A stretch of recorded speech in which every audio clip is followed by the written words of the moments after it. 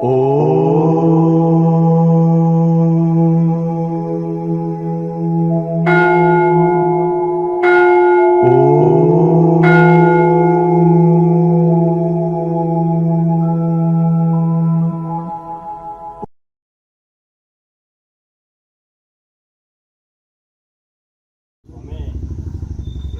ధ్యానంలో ఉన్నప్పుడు 5 నిమిషాలు 10 నిమిషాల పాటు ఉన్నప్పుడు మనకు తెలియకుండానే మనం మర్చిపోతున్నాం మొత్తం.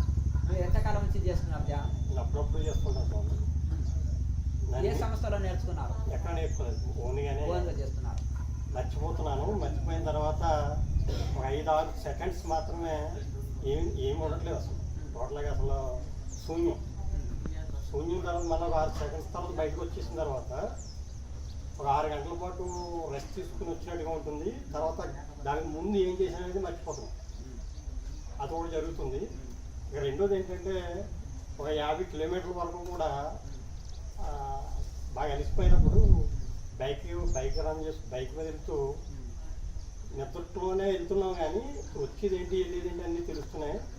50 కిలోమీటర్లు మన ఇంటికి జర్నీ చేసిన తర్వాత బండి స్టాండ్ వేసేటప్పుడు అప్పుడు వచ్చేసానా నేను అనేటటువంటి ఒక విధానం ఒకటి వస్తుంది. అలాగే నైట్ ఎప్పుడైనా నిద్రలో స్లీప్ వాకింగ్ అంటారు, నడిచి వెళ్ళేటప్పుడు చీకట్లో కూడా పక్కనుండి ముళ్ళు పరిస్థితులు అన్నీ కూడా ఎలాగైతే పగలు కనబడతాయో రైతులు కూడా అలా కనిపించే పరిస్థితి కూడా కనబడుతుంది. ఇది ఏంటి?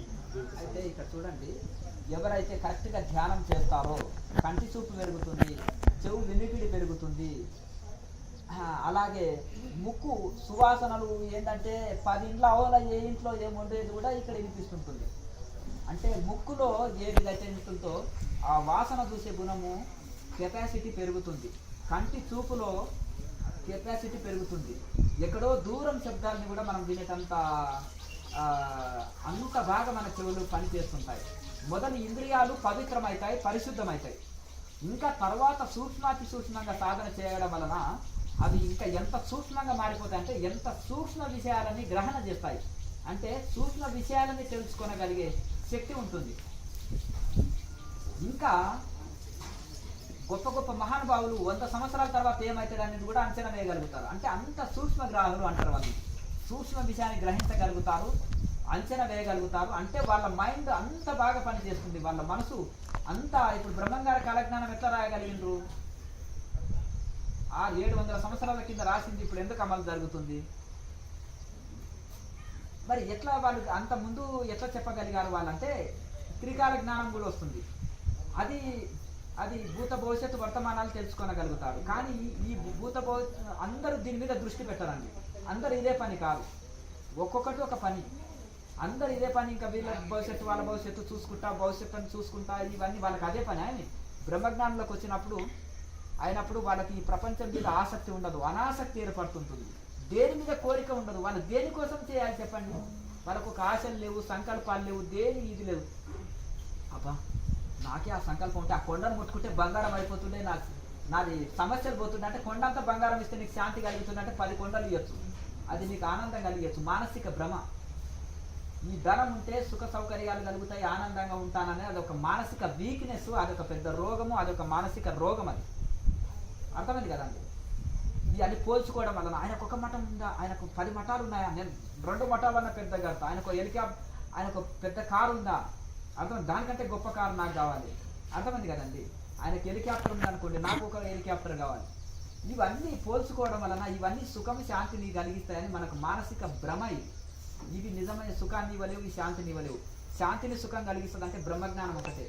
ఆ బ్రహ్మజ్ఞాన భారతు ఉండేది పూర్వకాలంలో. ఇప్పుడు బ్రహ్మజ్ఞానము అందరికి వస్తేనే సుఖశాంతులుగా మనం జీవిస్తాము తప్ప బ్రహ్మజ్ఞానం లేకుండా ఎన్ని సంపదలు ఉండి, ఎన్ని శాస్త్రాలు చదివి, ఎన్ని సంపదలు పొంది, ఎన్ని రకాలై ఉన్నా దాని వలన ఏది మనకు సుఖశాంతి కలిగేవు. అయితే ఇటు సంపదలు ఉండుగాక ఉండని, దానివల్ల నష్టమేముంది? మంచి పనులకి దాన్ని సద్వినియోగం చేయాలి. కానీ బ్రహ్మజ్ఞానం ఉండాలి. ఒక బీదవాడు కానీ, సంపన్నుడు కానీ, కోటీశ్వరుడు కానీ, సన్యాసి కానీ, బ్రహ్మచారి కానీ, గృహస్థు కానీ ఎప్పుడు సుఖంగా ఉంటాడయ్యా అంటే బ్రహ్మజ్ఞానంతో. ఆ బ్రహ్మజ్ఞానం ఎక్కడ దొరుకుతుందా అంటే స్వయం మనలోన మనం ఉద్ధరే ఆత్మనాత్మనం. మీలోన ఉండే చైతన్యాన్ని మీరు దర్శించాలి. అది మనలోనే ఉంది బ్రహ్మజ్ఞానం. బయటికి వెళ్ళి వచ్చేది కాదు, బయటికి వెళ్ళి కూరేది కాదు. అది సాధన చేస్తుంటే లోపలికి వెళ్ళి ఊరేది. కనుక అది ఎవరికి వాళ్ళు పొందవలసింది, వెలికి తీయాలి. లోపల గుప్త నిధి ఉంది. ఆ గుప్త నిధి అంటే వాళ్ళ తాత దాచిపెట్టాడు మనవడి కోసం, దాచిపెట్టాడు. అప్పుడు ఏం చేసేసాడు, వాడు బిచ్చం ఎత్తుకొని తిరుగుతున్నాడు. వాళ్ళ తాతకు ఫ్రెండ్ ఉండి, మావాడు చిన్నపిల్లవాడు ఇప్పుడు ఇస్తే ధనాన్ని దుర్వినియోగం చేస్తాడు. వాడు ఒక 25 సంవత్సరాలు వచ్చినప్పుడు నేను దాచిపెట్టిన ఈ ధనం నడింట్లో పెట్టిన బండ వేసి అది మా మనవడికి అప్పచెప్పని వాళ్ళ మిత్రుడికి చెప్పిపోయింది వాళ్ళ తాత. వాడు ఇంకా అయ్యా ఇంత అన్నం పెట్టండి, ఎవరో మా తాతలు బాగా ధనవంతులు అంట కానీ నాకు ఇప్పుడు తిండి లేదు అని ఇల్లు ఆడుకొని తింటున్నాడు. గురే నాయన నువ్వు కోటీశ్వరుడివి, మీ తాత ఒక రహస్యం చెప్పాడు, ఇక్కడ మీ తాత ధనమంతా ఇందులో పెట్టాడు, మంచి డైమండ్స్ ధనము నీ కోసం అని పెట్టాడు. నీకు వయసు లేదు, నువ్వు చెప్తే దాన్ని దుర్వినియోగం చేస్తావు. కష్టాలు తెలిస్తే కూడా కొన్ని రోజులు దాని విలువ తెలుస్తాయి కదా, వయసులో 25 సంవత్సరాల వయసులోనే చెప్పమన్నాడు నీకు అని అంటే చూస్తే అయ్యో ఇన్ని రోజులు నేను ఏమి లేని వాడని భిక్షమెత్తి బతుకుతుంటే కదా, నేను కోటీశ్వరుడిని కదా అని వాడికి ఎంత ధైర్యం వచ్చిందో. అలాగే ఆత్మధనం జ్ఞానధనం హృదయంలో ఉంది. మనం భిక్షగాలలాగా మారినాం. అర్థమైంది కదా. ఇతరుల సానుభూతి మీద, ఇతరుల బ్లెస్సింగ్స్ మీద, జాతకాల మీద, పూజారుల మీద, పండితుల మీద, సన్యాసుల మీద ఆధారపడ్డాం మనం. ఎవరు ఆయన ఇట్లా అంటాడు, మనకి ఏదో ఒరిగిపోతుంది, మన కర్మలు తీసేస్తాడు, మనకు శాంతిని కలిగిస్తాడని మన మనోభ్రమ, మానసిక భ్రమ, మన వీక్నెస్, దాని వాళ్ళు ఏం చేస్తున్నారు, క్యాష్ చేసుకుంటారు. అర్థమైంది కదా. వీటితోటి ఎట్లా ముక్కు ఏ శాంతులు చేయించి వీడికి బాగా నచ్చిన శాంతి పెడదామని వాళ్ళు చూస్తుంటారు. అర్థమైంది కదా. అట్లా జుట్టు వాడి చేతికి ఇచ్చిన ఇంకా ఫుట్బాల్ ఆడుకోవచ్చు మిమ్మల్ని. అర్థమైంది కదా. ఒక ఆయన మొలకి ఇన్ని తాయితులు కట్టుకొని వచ్చాడు. అర్థమైంది కదా. అవి తీసి పెంటలు వేసి మొదటి గేట్ దాటరా అని చెప్పిన, లోపలికి రా. అర్థమైంది కదా. నన్ను చేతులు పట్టుకొని ఆడిస్తున్నాడండి, పొలాలు ఇచ్చినాను, ఆస్తులు ఇచ్చినాను, ఇంకా నన్ను బ్లాక్ మెయిల్ చేస్తున్నాడండి అని ఏడుస్తున్నాడు. అర్థమైంది. మొలకుండే తాయితుల్ని ఆ పెంటలు వేసి యువతలికి రా, నేను చెప్తాను, తర్వాత నేను కూర్చోబెట్టి మాట్లాడతాను. అర్థమైంది కదా. ఇక మనకు అందరి కర్మలు మార్చేస్తుంది. అర్థమైంది కదా. వాడు ఎవడో ఇక్కడ నా దగ్గరికి తీసుకొని రా. అర్థమైంది. కోటీశ్వరుడు పెద్ద ఉంది, ఒకడే 100 కోట్లు ఇస్తాడు, బిచ్చమైతే ఎందుకు బతకాలి. అర్థమైంది కదా. ఒకడే 100 కోట్లు ఇస్తాడు, వాడు చిన్నదే సమస్య, పెద్దది కూడా కాదు. పొట్టకు క్యాన్సర్ ఉంది, అది ఇట్లా పొట్టతో చేతి ఇట్లా అని తొలగించమను, 100 కోట్లు ఒకడే ఇస్తాడు. ఏం దరిద్రం పోతుంది. అది ఇప్పుడు ఏదో బ్రతుకు తెరువు కోసము ఇవన్నీ ఉంటాయండి. కనుక ఉద్ధరే ఆత్మనాత్మానం, ఎవరి వాళ్ళ ఆత్మని వాళ్ళు ఉద్ధరించండి. బ్రహ్మజ్ఞానంతో సుఖం శాంతి. ఆ బ్రహ్మజ్ఞానం బయట దొరికేది కాదు, లోపలనే ఉంది. అది సాధన ద్వారా మనం ఎవరికి వాళ్ళు పొందాలి. సాధన ద్వారా ఎవరికి వాళ్ళు పొందాలి. ఈ నేత్రాలకు రోగం వస్తే డాక్టర్ ఏం చేస్తాడు, దాని మీద పొరని తీసేస్తాడు, ఆపరేషన్ చేసి పొరని తీసేస్తాడు. ఈ జ్ఞాన నేత్రానికి కూడా ఆపరేషన్ కావాలి. సద్గురువు దగ్గర మంచిగా నేర్చుకున్న సాధన చేస్తే ఆటోమేటిక్గా కొంతమంది ఇప్పుడు ఇది లేకుండా అయ్యా కొన్ని డాట్స్ వేసుకోండి అందులో పొర వెళ్ళిపోతుంది అంటున్నారు. ఇప్పుడు లేటెస్ట్ కూడా వచ్చినాయి కంటి పైన ఆపరేషన్, అంతేనే కదండి. అలాగే ఆ జ్ఞాన నేత్రానికి ఆపరేషన్ అంటే పైన ఉండే పొర ఎట్లా తొలుగుతుందంటే, ఎప్పుడైతే మీరు సాధన చేసి కుండలిని యాక్టివేట్ అయినప్పుడు ఆటోమేటిక్గా ఆ పొరని తొలగించేస్తుంది. సూర్యుడు ఉన్నాడు, మేఘాలు అడ్డ ఉన్నాయి, చేయవలసింది సూర్యుడిని ఆడ తీసుకొచ్చి పెట్టనక్కర్లేదు, మేఘాలు తొలగిస్తే చాలు. అది మాయ ఆవరణాన్ని తొలగించుకుంటే ఎట్లా తొలుగుతుంది, సాధన విచారణ వలన.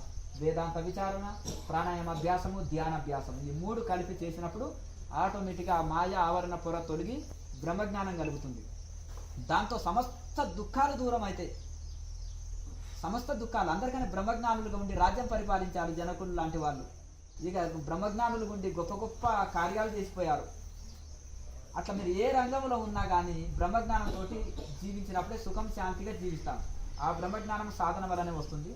అందుకనే పూర్వకాలంలో గొప్ప గొప్ప వాళ్ళు కూడా, సప్తఋషులు, ఇంకా గొప్ప గొప్ప మహానుభావులు కూడా, కబీర్ ఎంత ఆనందంగా జీవించాలి ఎప్పుడన్నా నేర్చాడా, బ్రహ్మంగారు ఎప్పుడన్నా నేర్చాడా, లాయర్ మాస ఎప్పుడన్నా రోధించాడా, బ్రహ్మజ్ఞానంలో ఉన్నారు వీళ్ళు. ఒక యోగి ఆత్మకథలో గురువులు ఎప్పుడన్నా రోధించారా, పట్టణ జీవితంలో ఉండి హాయిగా జీవించారు, ఎంత సుఖంగా జీవించారు. ఆయన బాదురుమాస 40 ఏళ్ళు కడప దాటలేదంట చూడండి. ఎందుకు? ఆయన అందులో ఆనందము పొందేవాడు. ఎందుకు చెప్పు, తనలో తాను ఇప్పుడు తాగిన వాడికి బట్టలన్నీ ఊసిపోతాయి, మోరిలో పడతాడు, పిచ్చోడప్ప నేను గంగలో మునిగినాను అంటుంటాడు, అంతేనా కదా. అంటే వాడి శరీరం ధ్యాస లేదు, హాయి అందులో మత్తులో ఉన్నాడు, వాడికి ఇంకా అట్లే ఉండాలనిపిస్తుంది. సంసారాలు వెళ్ళిపోతాయి చూడు, బాగా తాగిపోతున్నాడు అనుకో, ఎందుకంటే వాడు పని చేయడు, డ్యూటీ చేయడు, ఆ మత్తులో నిశాలనే గడపడానికి చూస్తాడు. ఈ బ్రహ్మానంద నిశాలో ఉంటాడు యోగి. దానికంటే గొప్పది ఇంకా ఏమీ ఉండదు. కనుక ఇవన్నీ ఉండి కూడా దానికంటే గొప్ప ఆనందం ఏం లేదు కదా. అమృతం తాగిన వాడికి అంబలి జావ ఎందుకండి, జావ కోసం పరిగెత్తుతున్నాడు అంటే అమృతం తాగలేని అర్థం. ఇంకా విషయ భోగాల కోసము పరిగెత్తుతున్నాడంటే లోపల బ్రహ్మానంద భూతి అందుకోలేదని. బ్రహ్మానంద భూతి అందుకుంటే 1000 రూపాయలు 1 రూపాయి ఉంది, 1 రూపాయి కోసం పరిగెత్తనక్కర్లేదు. ఆ ఆనందాన్ని అందుకున్న వాడికి ఇంకా బయటికి విషయ ఆనందం.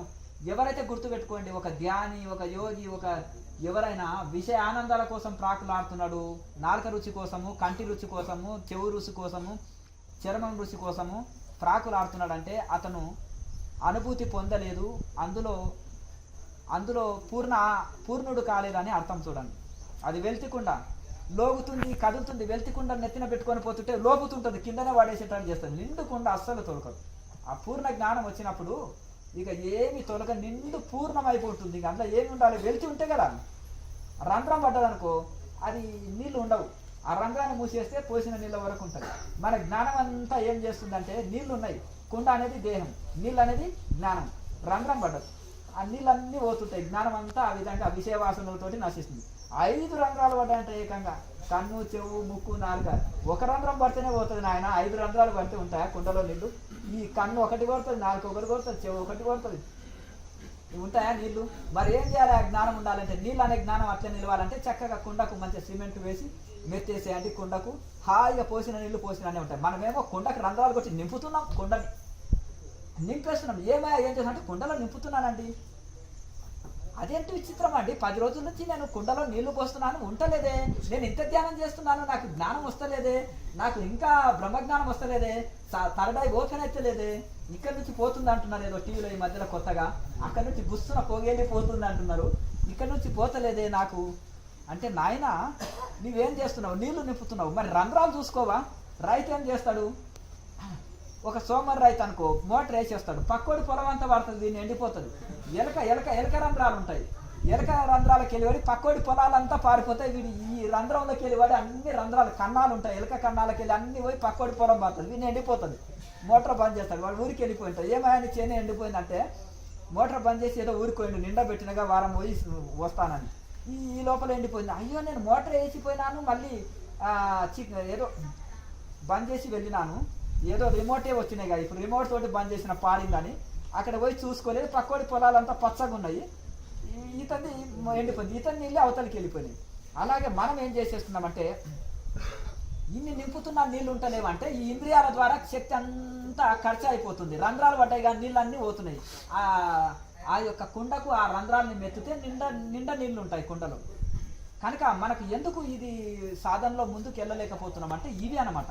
కళ్ళు, చెవులు, ముక్కు ఇవన్నీ ఆధీనంలో పెట్టుకోవాలని చెప్తుంది. అందుకనే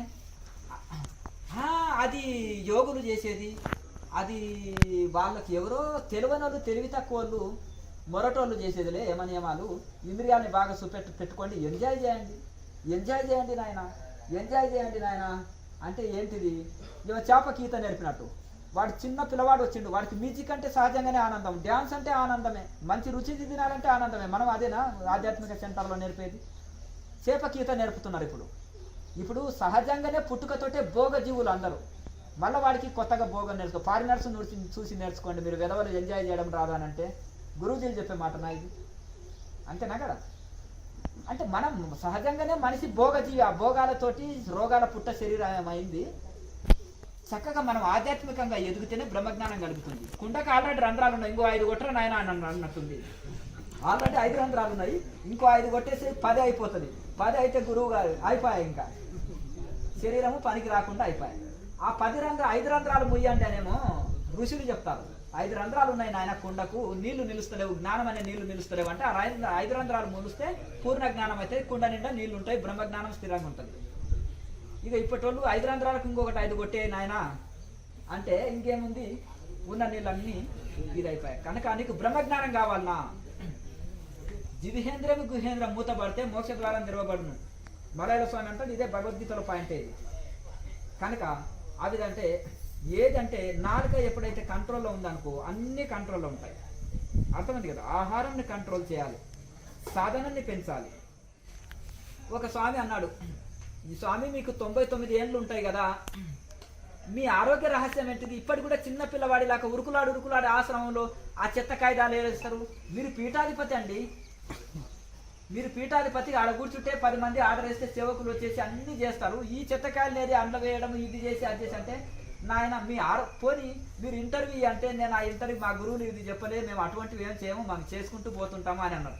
సరే ఆయన ఇంటర్వ్యూ ఇవ్వలేకపోయాడు. సరే స్వామి మీ సందేశం అన్న కనీసం నా వరకు అన్న ఏమి మీ ఫోన్ పక్కకు పెట్టేసినాము, కెమెరా ఆఫ్ చేసేసినాం, మీతోటి మీ ఎంతో అనుభవం ఉంటుంది కదా, ఇంచుమించు 100 ఏళ్ళు ఉంటాయి మీది, ఆ 100 ఏళ్లలో మీరు పొందిన అనుభవం ఏంటి, మీరు మాకు ఇచ్చే సందేశం ఏంటిది అని అంటే, మీ ఆరోగ్య రహస్యం ఏంటిది కనీసం అని అడిగినాను.